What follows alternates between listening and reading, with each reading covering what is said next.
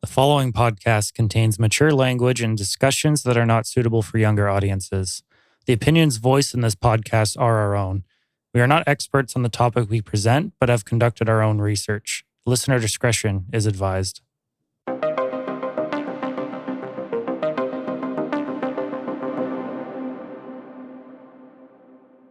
Hello, everyone, and welcome back to the Strange and Undecided podcast. I'm your host, Jarret, joined by my co-host. I'm Pat. All right, so this week we're going to dive into the paranormal for our episode. We haven't done one quite like this before, so strap in your safety belts. It's going to be a good one. Yeah, the last one we did that was kind of similar was the Tranquille Sanatorium in British Columbia, but this one's got a couple extra twists to it. Let's hear it. All right, this is the story about the haunting in the Banff Springs Hotel. The Fairmont Banff Springs Hotel is located inside the Banff National Park in Banff, Alberta, Canada, and is regarded as one of Canada's most famous hotels.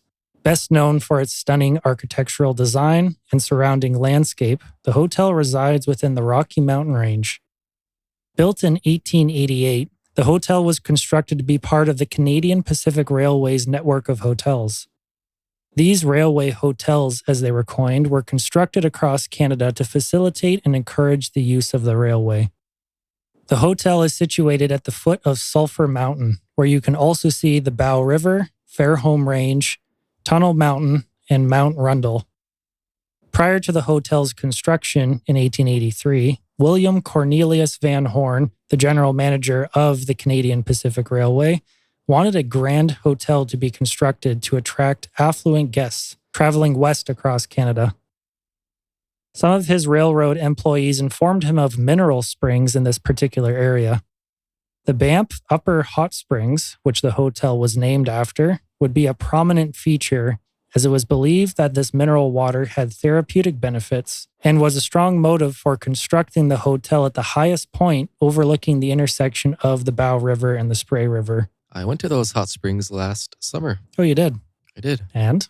It's actually a cool story with those hot springs. So they were building the railway, and a few railway workers found like a hole in the ground, which ended up being one of the hot springs. And so they climbed down and discovered like this cave and like this whole cool natural area. And the first thought they had was, this is going to make a lot of money one day. So they actually built a shack like right next to the hole, and they staked out the claim for like 3 years so nobody else would stumble upon it and steal it while they were waiting for like, I guess, approval from the Canadian government to start building the hotels and make it a tourist destination, basically. Oh, that's so cool. Through Van Horn's visions of grandeur, he wanted to protect and use the Banff Hot Springs as he believed it was a perfect opportunity to use nature to enhance the desirability of the hotel. Construction of the hotel began in 1886 and finished a mere 2 years later. A man named Bruce Price, who was an American architect, was given the task of constructing the hotel. He designed and built a 5-story wood frame structure that had the ability to draw in water from the hot springs and run it through a specially made pipe system, depositing the water into various pools within the building. The inspiration for the hotel's design came from French chateau-style architecture, and it was mixed with the style of Canadian architecture present at the time. When the hotel officially opened, it was able to host up to 280 guests. It's a small hotel. Quite small for now, but we'll expand soon, don't you worry.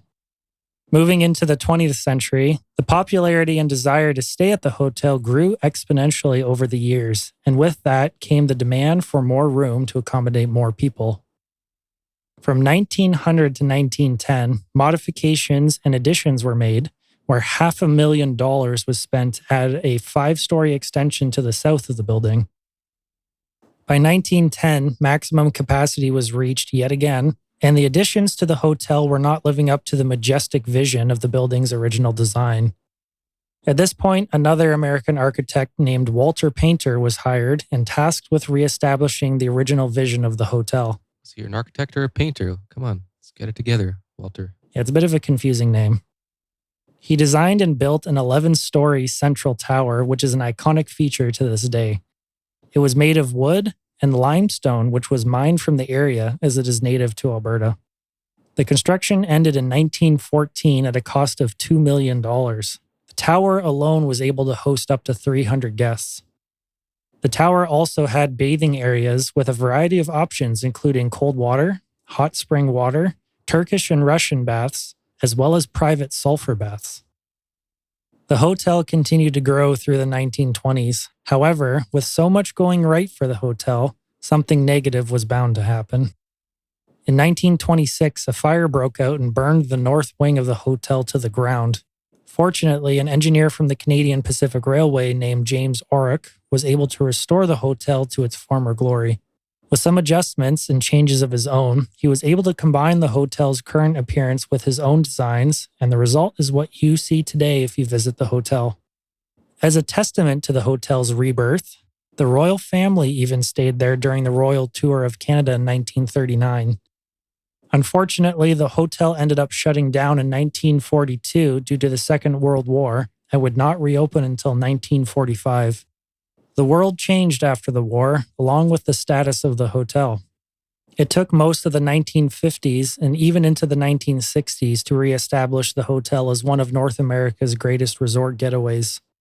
To adapt to the times, the hotel was changed to be open year-round by the 1970s, offering various winter activities to entice visitors. In 1988, the hotel was declared a National Historic Site of Canada, and a commemorative stamp was issued by Canada Post in 1993. The deep history, along with the many renovations, all added to the captivating and imposing structure of the hotel, earning it the nickname Castle in the Rockies. For over 125 years, the hotel has welcomed guests from all over the world. Some famous guests included Helen Keller and Marilyn Monroe. Most of the guests have come and gone, but some of them haven't exactly left and may never leave. Due to the sheer number of ghost sightings and encounters reported, this has given the hotel a reputation as being one of the most haunted places in Canada, and we are going to find out why. It does have that foreboding look. What might surprise you is that there are numerous, well-known ghosts that reside in the halls and rooms of the Banff Springs Hotel. This is our first story, the mystery of room 873, the missing room. As the tale goes, years and years ago, room 873 was the scene of multiple murders. A man staying in the room with his wife and daughter ended up killing them and then killed himself. An investigation was conducted, and upon its completion, the room was cleaned up and remade so the hotel could book it out to new guests. Soon after the hotel started booking the room out, the front desk was swarmed with reports of strange disturbances in the room. Reports included that guests would go to bed, fall asleep, and were awoken suddenly by blood-curdling screams. Naturally, they turned the lights on to see what was happening. Scared out of their minds, when they looked around, they saw bloody handprints on the mirrors inside the room. This was also backed up by chambermaids who reported also seeing bloody fingerprints on the mirrors when they were sent to clean the rooms. The guests called the front desk. However, by the time the staff reached the room to see what was happening, the bloody prints had disappeared entirely. This happened so many times that the hotel decided to seal off the room entirely and cover up the horrific tale. The door was removed and the opening to the room was covered with drywall to conceal its existence. Wow. It's like a hidden time relic in there now. Pretty much. But apparently hotel staff to this day are forbidden to speak of the room. When asked, the staff provide a well-rehearsed answer stating that room 873 was combined with 875 to make a room twice as large and that the ghost stories are nothing but a hoax. Room 873 is on the 8th floor of the hotel, and when you walk down the hallway, you can see that the door numbers jump from 871 to 875, and there is no 873. There also seems to be an unusually large gap between the two rooms. There are rooms on every floor of the hotel ending in 73, and what is interesting is that there are rooms located both above and below the missing room on the 8th floor. Well, way to expose their secret, Jarret. Now, nobody's going to go to this hotel because they're all afraid of ghosts. Or they're going to go there to see what's going on. I hope so. That's our kind of people. Exactly. There are lights above each doorway to every room of the hotel. There is one such light above where the missing room's door would have been. And if you knock on the walls, There is a hollow sound right where the door should be, but not on any other part of the wall.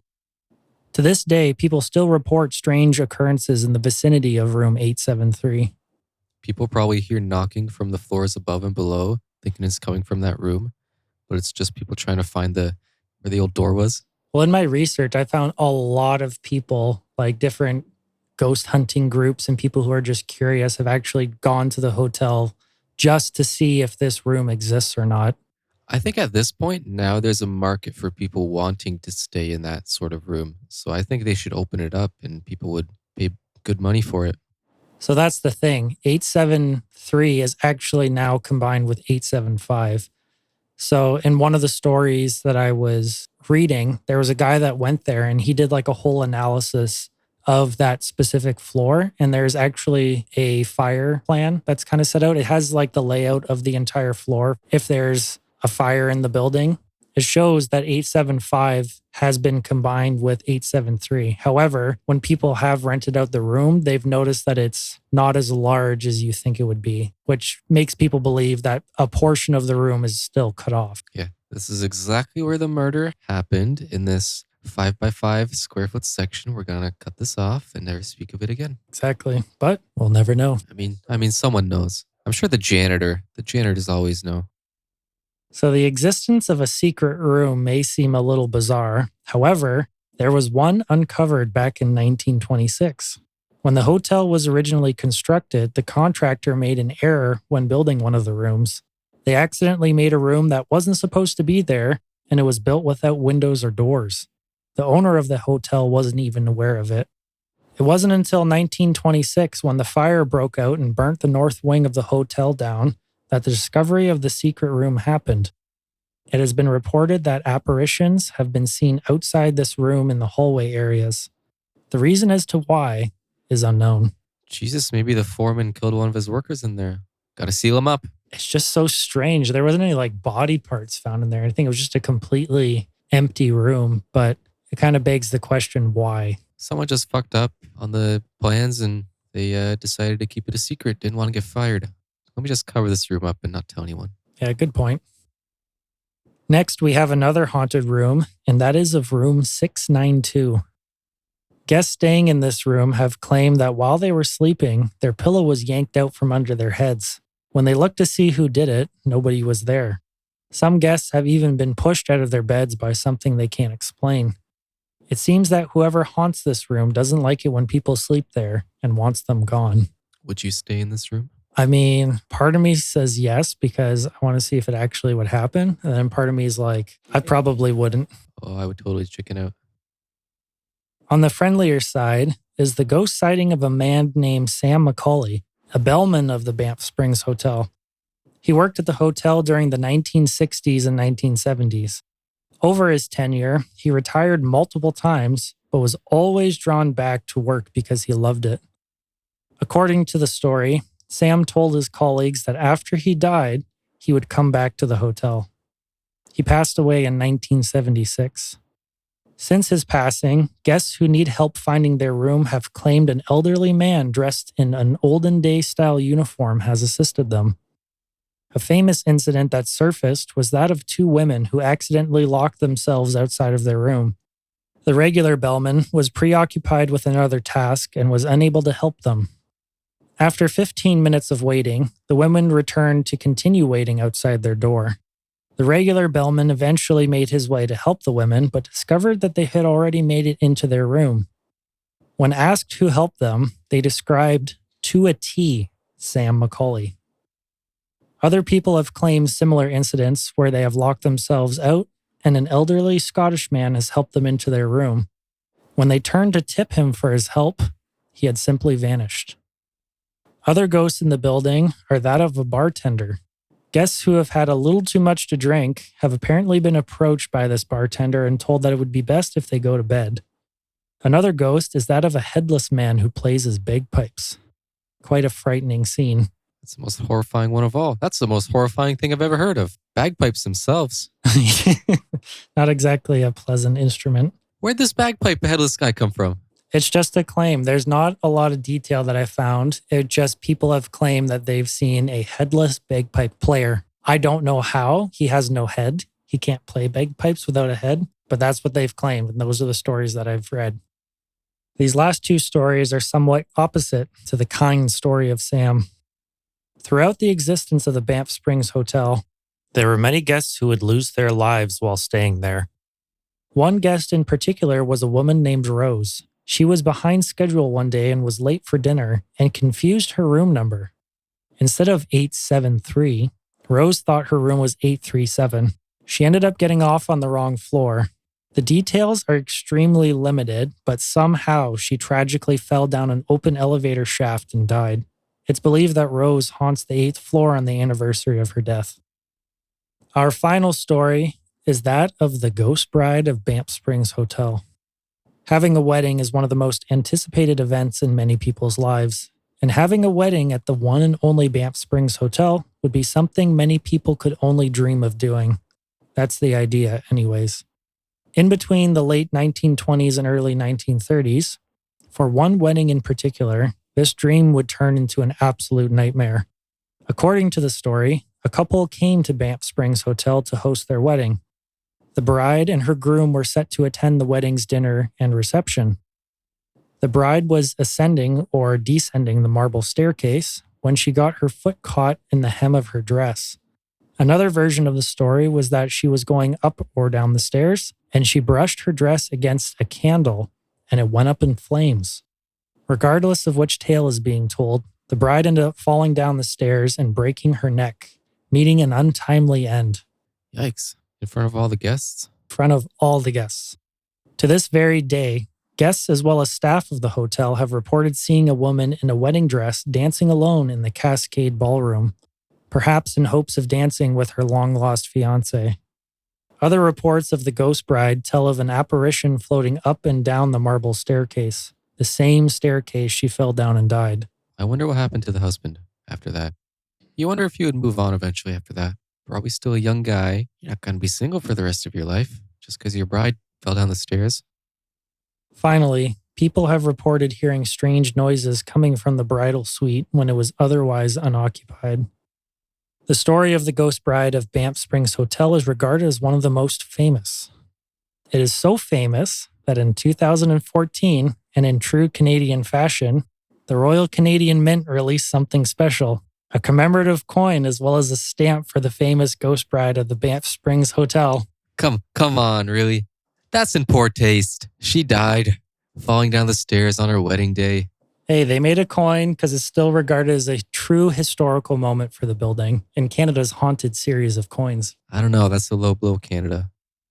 Legends and tales are one thing, but real life and recent encounters are another.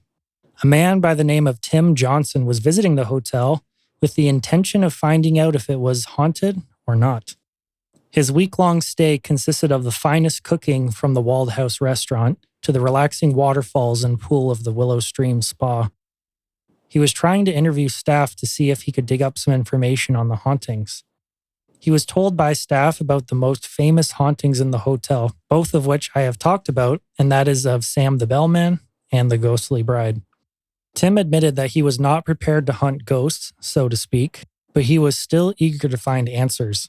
He chose to leave the vice-regal room where he was staying, and at around 1:30 a.m., he ventured down to the front desk in search of the night staff, particularly the security guard.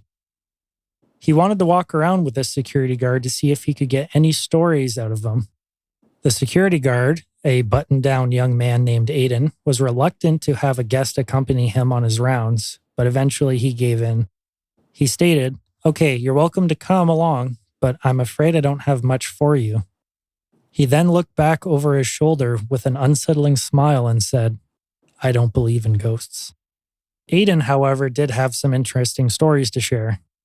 "We do regular sweeps of all the guest room floors, and one night, every time I passed the elevator, it opened, but nobody got on or off," he recalled. "Was it Sam?" Tim asked. Not convinced it was Sam, he replied, "The guy worked here for decades, and what does he do after he dies? He comes back and works the elevators? No, I don't believe that." He then told another story where he had seen what he thought was the reflection of what looked like a ghostly child in the window of the hotel's organ room. This image was also captured by another guard who took a picture of it on his cell phone during the night. His final story was that of an incident that happened in the very same restaurant that Tim had just dined in that night, the Wald House. At 3 a.m., while doing his rounds through the restaurant, he observed a bar stool spinning around on its own. He stated, "I tried to figure out what else could have caused it, but I couldn't. Even I'll admit that's pretty unusual." Throughout Tim's week-long stay, he unfortunately didn't have any personal experiences. However, on his final day, that all changed. He had just finished his meal and was heading back to his room when suddenly the double doors to his vice-regal room shut slowly and steadily in front of him. Nobody was around and the doors weren't closed by a human hand. The answer as to why was quickly determined as the fire alarm went off, and as a safety features, the doors in the hotel were programmed to close. However, it is not clear what set off the fire alarm in the first place. Could this have been a ghost doing this? Maybe it's the ghost who started the fire that burned down the whole wing of the building. It very well could be. There is no doubt that the Banff Springs Hotel is a tremendous accomplishment and a breathtaking resort hotel. But is the hotel haunted? Like many ghost stories told over and over again, the exact details have become embellished over time. Deciphering fact from fiction also becomes harder and harder. However, there have been so many reports of ghosts and unexplained occurrences at the hotel, it's very hard to deny. If you are curious like us and want to find out the truth, maybe you'll just have to book a room and find out for yourselves. So let's break it down. Which one of these stories do you find the most credible? To me, personally, I would say probably Sam the Bellman. Just because of the clear description of him? Yeah. The Ghost Bride is definitely a close second because people have described seeing specifically a woman in a wedding dress. And multiple people have claimed that over the years. So to me, though, Sam's first because I feel like it sounds a little less of a legend and there's more recent detail, so to speak. Because the 1960s and the 1970s, and they know exactly when he passed away. There's really no details. And he said, "I'm going to come back after I die to haunt this place." Yes, he explicitly stated that. Man of his word. Exactly. Credits to Sam. So what about you? Oh, definitely the bagpipe headless guy. It's like, you can't make that up. Who plays bagpipes without a head? It just doesn't make sense. If you wanted people to believe your story, at least make him have a head. Something to blow the thing through. So you find that one the most credible or the least credible? The most.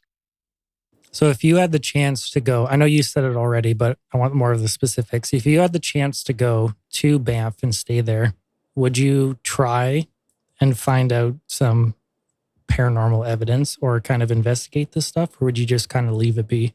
I think that's more up your alley. I would just enjoy the mountains. See, I feel like that would be, they have actual tours and stuff. I think they have haunted tours around the area as well. I'd be really interested in doing those just to find kind of the history. It is a really cool area, except it's such a tourist destination. Everything there is so expensive. Oh, yeah. I looked up actually just to see how much one night was. And for your bare minimum room, I tried to fake book it basically. It cost $1,400 for 2 nights. Yeah. Fun fact, I won a cheeseburger from a bet we had about this hotel when I was there. You won a cheeseburger? Yeah. Who'd you make the bet with? My travel companion. A cheeseburger. Well, I hope it was the best cheeseburger you ever had. It was great. What was the bet? He thought the Hot Springs Hotel and the Lake Louise Hotel were the same hotel. He didn't realize they were 2 separate hotels in 2 different locations. He just had the picture of the Banff Hotel in his mind, and he thought that's what this Lake Louise Hotel is going to be. He thought they were in the same place. I don't know. It was stupid, and I knew he was totally wrong, and he made the bet. So I'm like, hey, free cheeseburger, I'll take it. So what did you think about room 873? Do you think that there's an actual room there? Because a lot of people believe that it was covered up a long time ago, and over time, the details surrounding that have slowly faded away. And the staff there are told, yeah, people will come up to you and talk to you about this, but you kind of just got to shrug them off. Like it's all just a bunch of BS, basically. It is a good story, And I feel like if you're in the hotel industry, you're just trying to make money.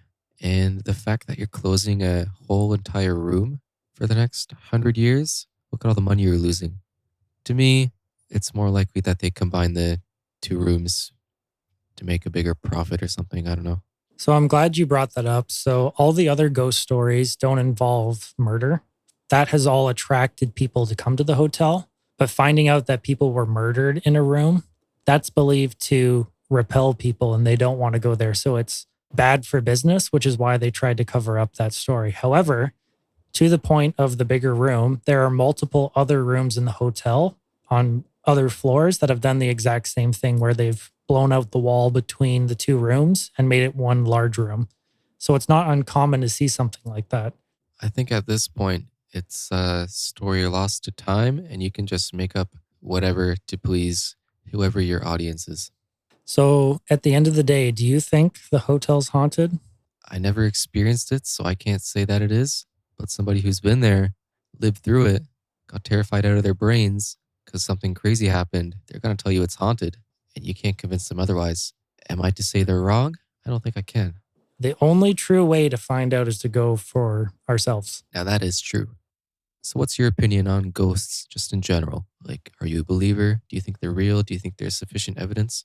I'd like to believe, but personally, there is no evidence out there. You have your TV shows and stuff like that, but I feel like for the most part, it's just a form of entertainment for people. In terms of actual ghosts walking around buildings, I find that hard to believe. Again, I've never experienced it myself, so that I might also be biased in my opinion.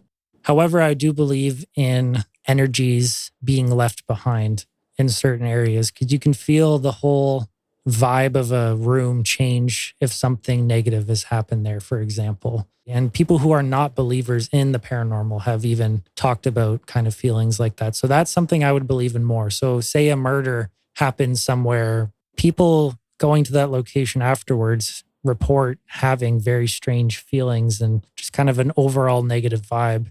Not necessarily seeing ghosts or anything, but just the energy in that area just being changed. Because if you look at it from a science perspective, energy is neither created nor destroyed, it's just transferred. So I kind of believe more so that kind of aspect of it versus an apparition and a ghost. Yeah, I feel very similar to you in all of that. Maybe there's not necessarily a ghost that you can see with your eyes, but yeah, there is, I feel like probably some sort of energy, maybe of your spirit. Like there's probably something out there that we can sense, but we can't measure or detect necessarily. I would love to be proved wrong. I would love to see a ghost or something that I can't explain. Part of me really wants to figure out and see something for myself and find out if this stuff is actually real. But the other part of me worries that if you do, that'll open up a gateway that you can never go back. Yes, if it is real and you've done something, you've opened Pandora's box. That's the most terrifying thought. And with that, we're going to end the show for tonight. If you have any ideas for the show or want your story featured, please email us at strangeandundecided@gmail.com. Thanks for listening. And good night.